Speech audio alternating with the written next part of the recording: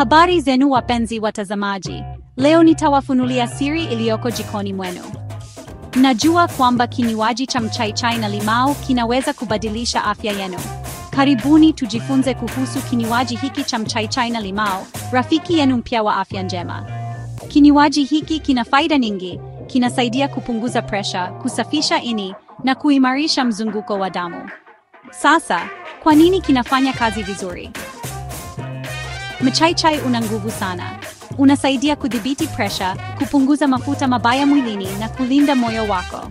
Limau, ikiwa na vitamini C nyingi na antioxidants, husafisha ini yako na kusaidia usagaji wa chakula. Na bila shaka, maji yanakuweka na maji mwilini na kusaidia kuondoa sumu mwilini. Jinsi ya kutengeneza: utahitaji vijipande 4 vya mchaichai vilivyosagwa, maji ya limau duo, vikombe 2 vya maji ya uvuguvugu, kijiko 1 cha asali kama unapenda. Maelekezo: saga mchaichai na uache kwa dakika 10 ili kuamsha nguvu zake za uponyaji. Kamua limau kwenye maji ya uvuguvugu. Weka mchaichai uliosaga kwenye mchanganyiko. Koroga vizuri, weka asali kama unapenda na unywe ukiwa mpya.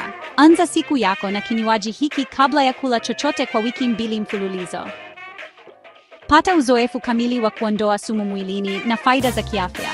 Faida zake ni pamoja na kupunguza presha ya damu kiasili, kusafisha ini, kuyeyusha mafuta mabaya, kuboresha usagaji wa chakula na kuimarisha kinga yako. Kwa moyo na ini yenye afya, anza leo.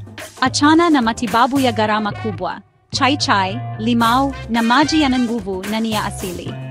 Jaribu kinywaji hiki sasa na uhisi tofauti katika afya yako.